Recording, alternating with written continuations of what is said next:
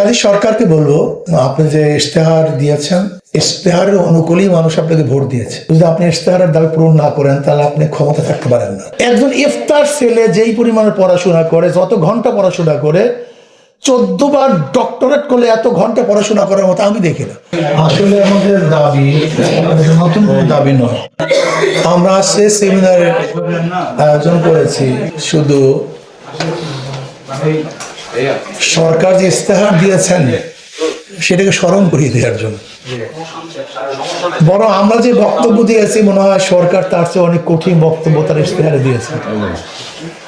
আমরা যে দাগ উত্থাপন করেছি সরকার মনে হয় তার চেয়ে অনেক বেশি আমাদের আশ্বস্ত করেছেন, তার ইশতেহারের মধ্যে আশ্বস্ত করেছেন।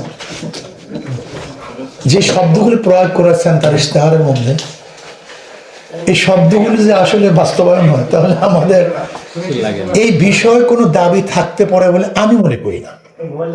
থাকবেই বা কিভাবে? সেসব সংকট দূর করে দিবেন। কাজী সরকারকে বলবো, আপনি যে ইশতেহার দিয়েছেন, ইশতেহারের অনুকূলেই মানুষ আপনাকে ভোট দিয়েছে।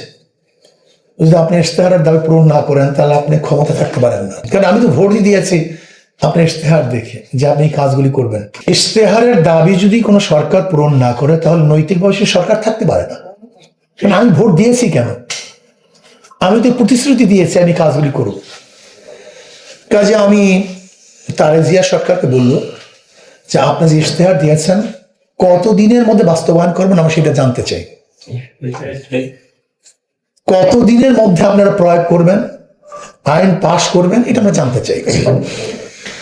যদি মনে করেন না যে আমি ধোঁকাবাজি করব, এটা বাস্তবায়ন করব না, কারণ ইনশাআল্লাহ বাংলাদেশের তৌহিদে জনগণ বাস্তবায়ন করার জন্য যে পদক্ষেপের প্রয়োজন তারা গ্রহণ করতে বাধ্য হবে।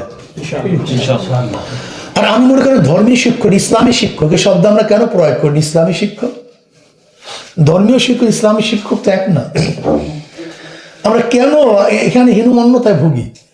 এখানে কিন্তু ধর্মীয় শিক্ষক, ধর্মীয় শিক্ষক কেন? যদি অন্য ধর্মের খ্রিস্টান ধর্ম না, খ্রিস্টান ধর্মের আন্দোলন করে তারা তাদের ধর্মীয় শিক্ষক নিয়োগ দিবে। বৌদ্ধ ধর্মরা তারা আন্দোলন করে তাদের বৌদ্ধ ধর্মের নিয়োগ দিবে, সমস্যা কি? আমরা ইসলাম ধর্ম যারা আছে ইসলামী শিক্ষক নিয়োগ দিব। আমি মনে করি ইসলামিক শিক্ষক নিয়োগ দিতে হবে এবং কওমি ওলামায়ে কেরামকে নিয়োগ দিতে হবে। তাদের সার্টিফিকেট স্বীকৃতি নয়, এটা বাস্তবে দেখতে চাই। স্বীকৃতি দরকারটা কি? এই স্বীকৃতি বাস্তবায়ন দেখতে চাই, শিক্ষার মান দেখতে চাই।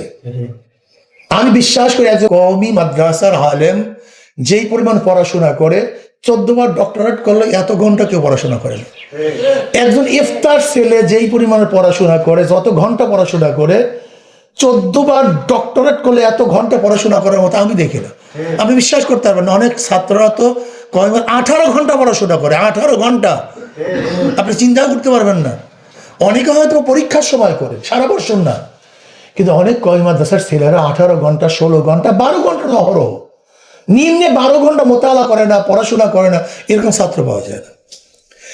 যাই হোক, আমি যে কথা বলতে চাই, আমি তারেক জিয়া সরকারকে অনুরোধ করব যে আপনি যে ইশতেহার দিয়েছেন সেই ইশতেহারের বাস্তবতা দেখতে চাই। যদি বাস্তবায়ন না করেন এদেশের মানুষ অবশ্যই বাস্তবায়ন করার ব্যবস্থা করবে। কাজে ইনশাআল্লাহ আমরা সবাই ঐক্যবদ্ধভাবে তার ইশতেহারের সমস্ত ধারাগুলি বাস্তবায়ন করলে ইনশাআল্লাহ আমি মনে করি আমাদের দাবি দেওয়া পূরণ হবে। ইনশাআল্লাহ আল্লাহ পাক আমাদের সবাইকে আমাদের ইসলামী শিক্ষা শিক্ষিত হয়ে ইনশাআল্লাহ দ্বীন ও ইসলামকে হেফাজত করার তৌফিক আল্লাহ আমাদের সবাইকে দান করেন।